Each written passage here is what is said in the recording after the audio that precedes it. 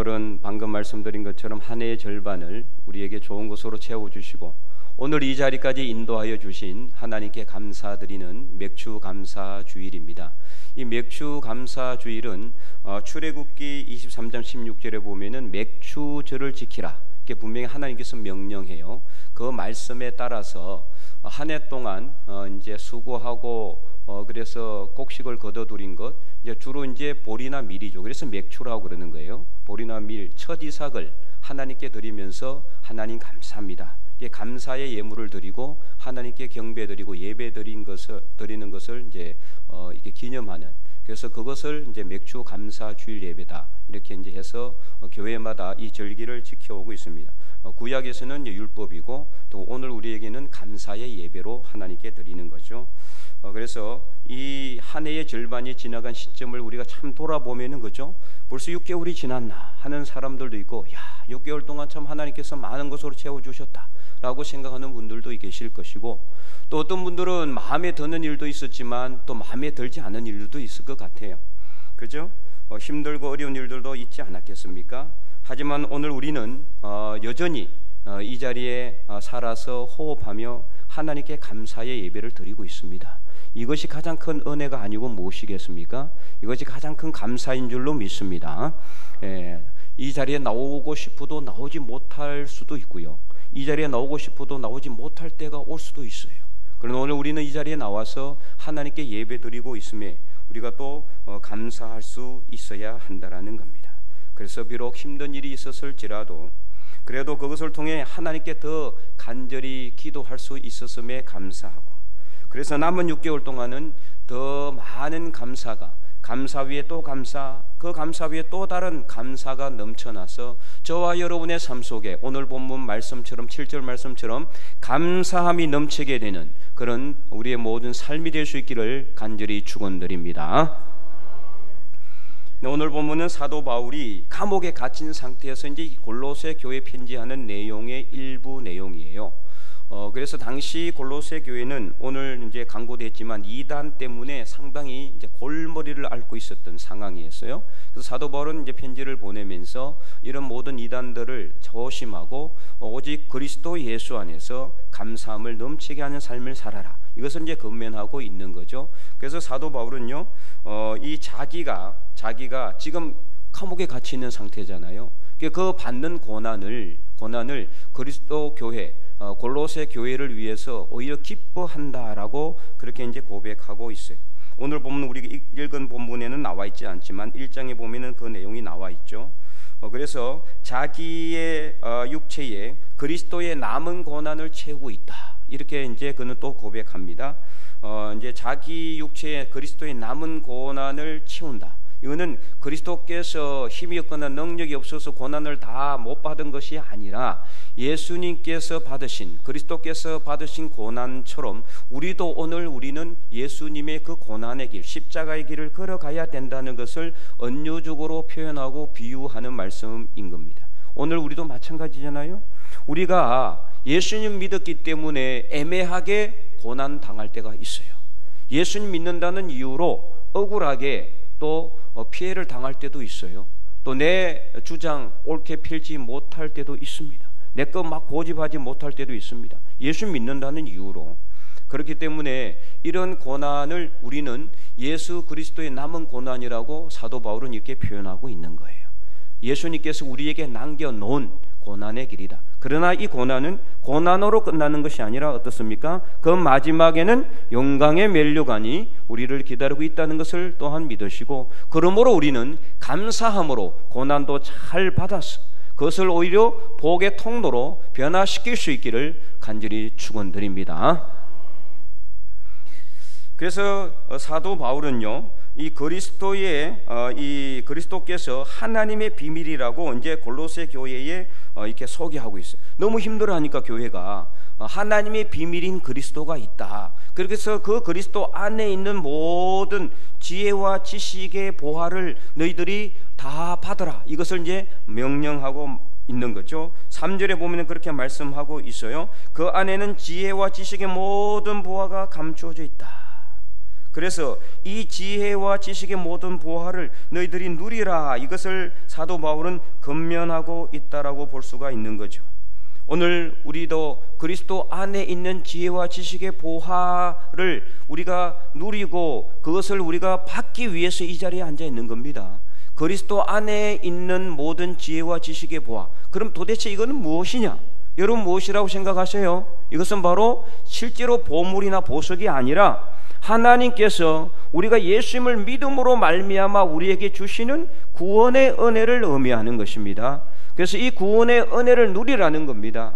우리가 예수님을 믿음으로 말미암아 예수 그리스도 안에 있는 그 지혜와 지식의 보화 곧 구원의 은혜를 누릴 때 우리는 삶 속에서 힘들어도 감사, 기뻐하면 더 감사, 그래서 늘 우리 삶 속에 감사가 넘치게 된다는 것을 사도 바울은 말하고 있어요. 그래서 7절 마지막, 너희는 감사함을 넘치게 하라. 힘들어도 감사하고 기뻐하면 더 감사하고, 그래서 늘 감사가 우리 삶 속에 넘쳐나게 된다는 것입니다.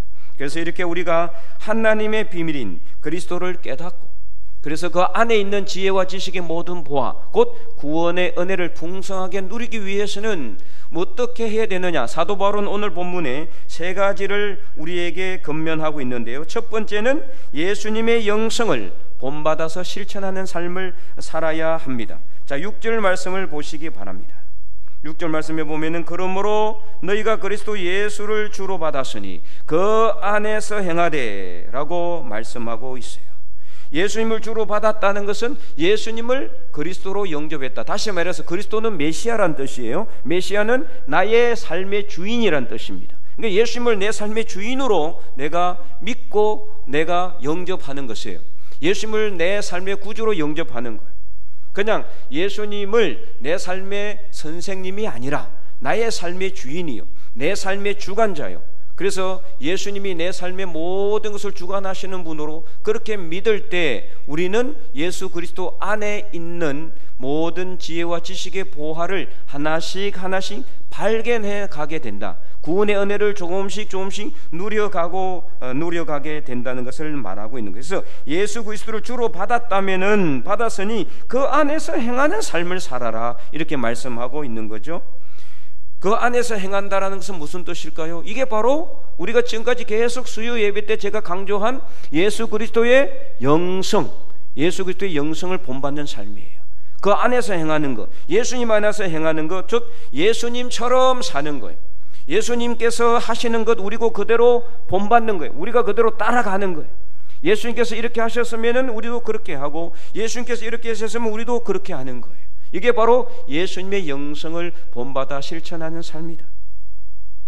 그러면 예수님은 어떤 영성의 삶을 살았느냐? 수없이 많습니다. 그러나 그 중에서 대표적으로 한 4가지 정도만 간략하게 요약을 한다면, 첫 번째는 예수님께서 가장 높은 자리에서, 그죠? 하나님의 자리, 빌립보서 4장에 보면은 그는 근본 하나님과 동등한 분이셨지만 인간의 몸으로 낮아져 오셨다 그랬죠. 가장 낮은 자리, 가장 높은 자리에서 가장 낮은 자리로 내려오셨어요. 이게 무슨 영성이다? 겸손의 영성이라 그랬죠. 겸손의 영성.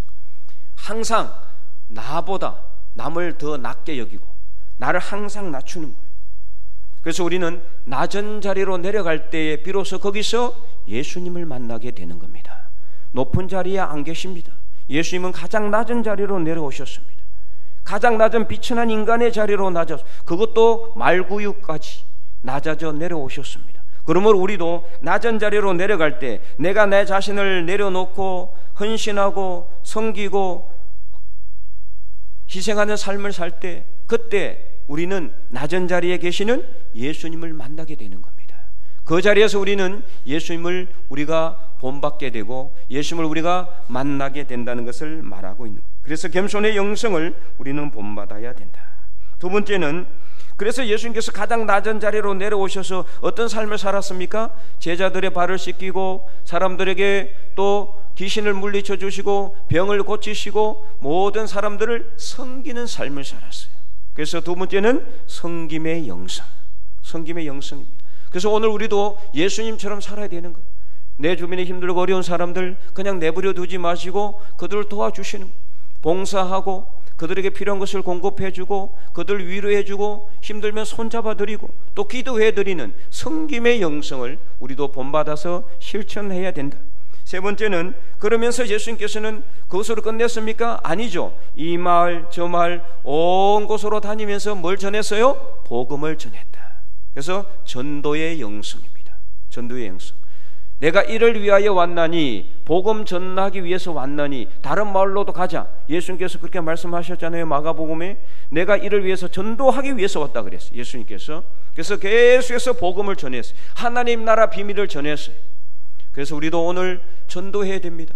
열심히 복음을 전해야 됩니다. 그럴 때 우리는 예수 그리스도 안에 있는 지혜와 지식의 모든 부활을 조금씩 깨닫게 되는 거예요. 여러분, 전도해야 돼. 전도하지 않으면 안 돼요.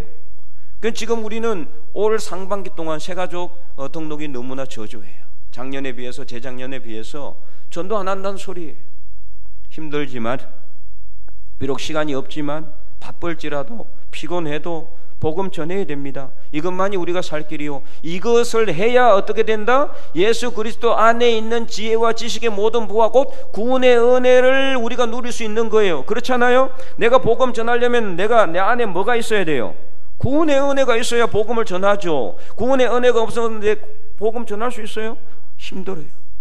내 안에 구원의 은혜가 없는 사람들은 이 복음 전하기가 쉽지 않아. 그러면은 그 사람들이 복음 전하려고 하면 어떻게 해? 구원의 은혜를 다시 새롭게 하겠죠. 그러니까 복음을 전하면은 구원의 은혜가 넘쳐나게 되고, 구원의 은혜가 넘쳐나면 또 복음을 전하게 되고, 계속해서 선순환이 일어나게 되는 거예요. 악순환이 아니라 선순환이 일어나게 되는 겁니다.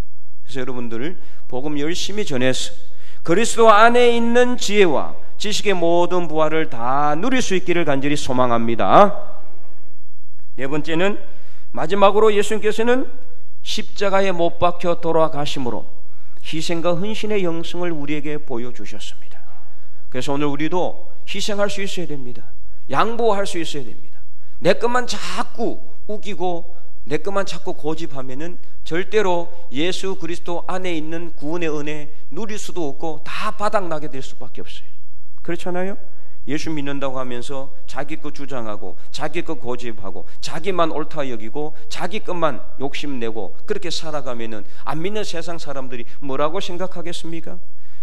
과연 그 사람이 복음 전하면 따라오겠습니까? 절대로 노입니다. 나는 저 사람이 가는 교회는 절대 안 간다. 그렇게 이야기하지 않겠어요? 그래서 오늘 우리는 열심히 정말 내 자신을 희생하는 삶, 양보하는 삶. 그러나 그것이 당장에는 손해볼 것 같고 또 손해볼 수도 있어요.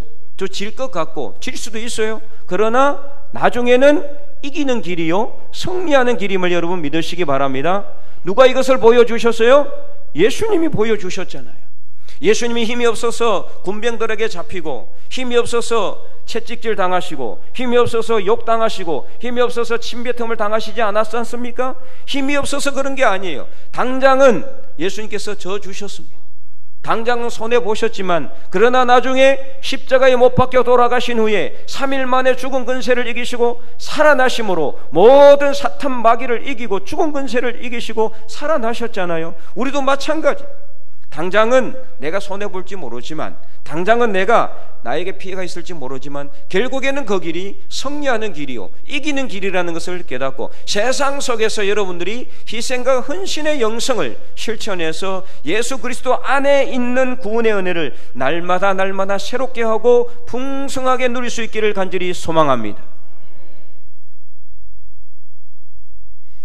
두 번째는 예수님을 믿는 믿음에 굳게 서야 한다. 자, 7절 말씀에 중반절까지만 보면 이렇게 기록되어 있죠. 그 안에 뿌리를 박으며 세움을 받아 교훈을 받은 대로 믿음에 굳게 서서. 아멘. 자, 믿음에 굳게 서기 위해서 이 답이 다 나와 있는데요. 어떻게 해야 됩니까? 7절 전반절에 그 말씀에, 이 말씀에 대한 해답이 나와 있죠.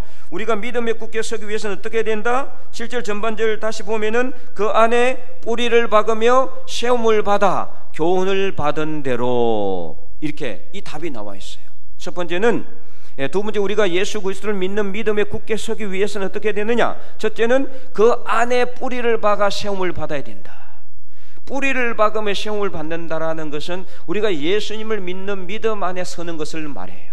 예수님을 믿는 믿음으로 살아가는 것을 말해요. 그러나 우리가 중요한 것은 뭐냐? 그 뿌리를 받기만 하고 시험을 받기만 하고 가만히 있으면 어떻게 될까요? 성장해야 안 해요? 안 합니다.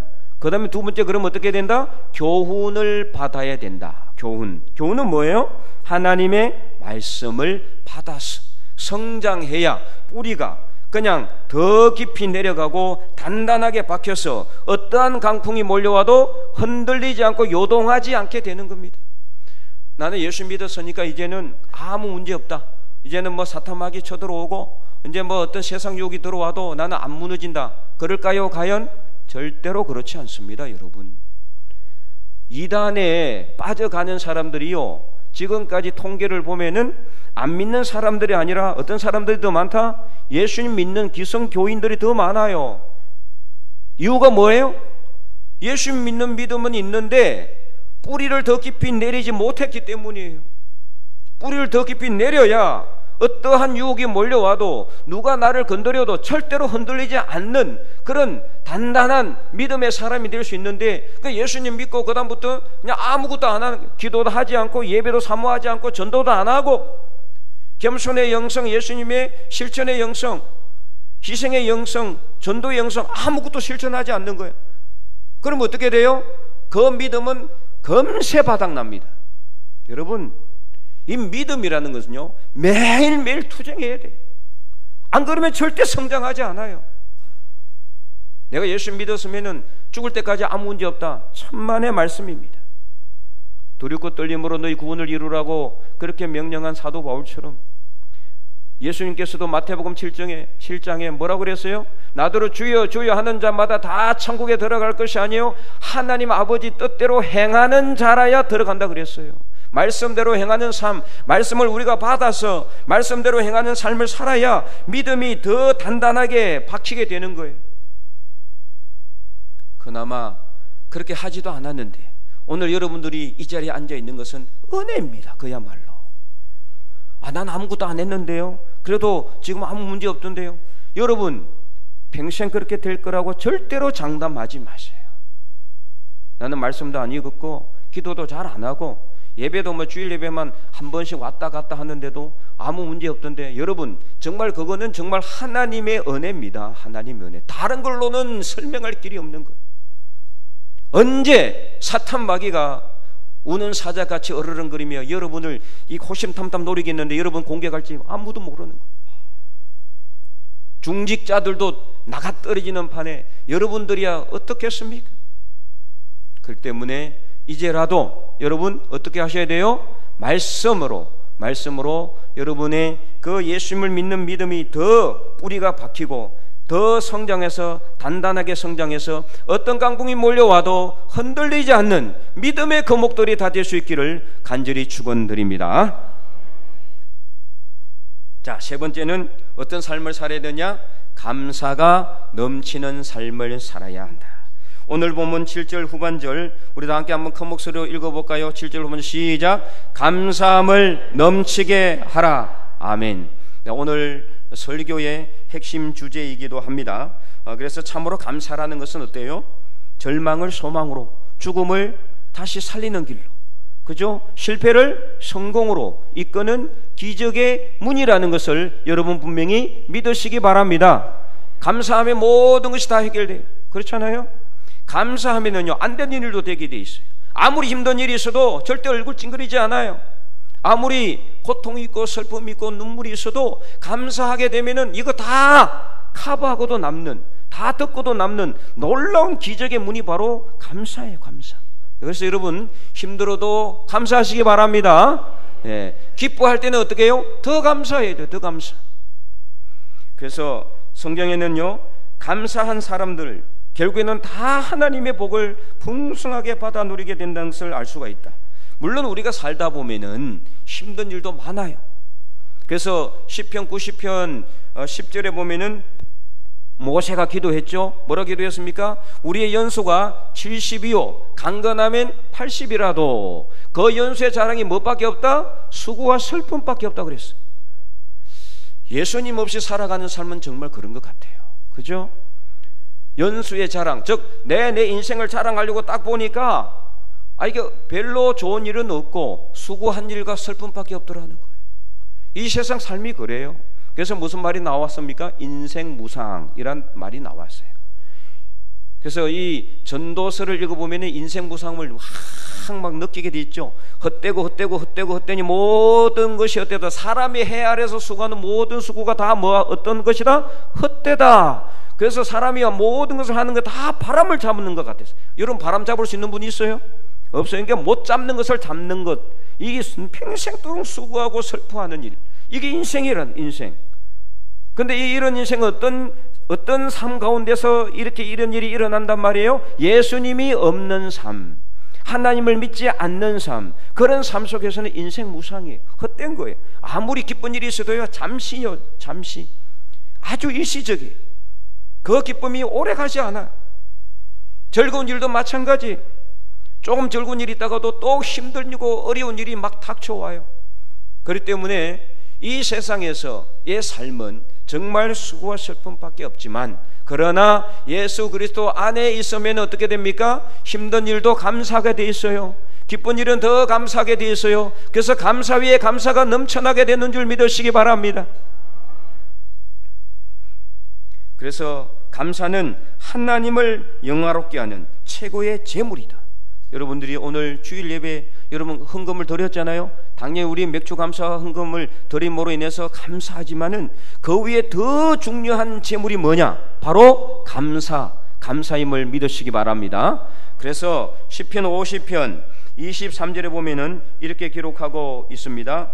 감사로 제사를 드리는 자가 나를 영화롭게 하나니. 믿습니까 여러분? 네, 우리 다음에 큰 목사님 읽어보겠습니다.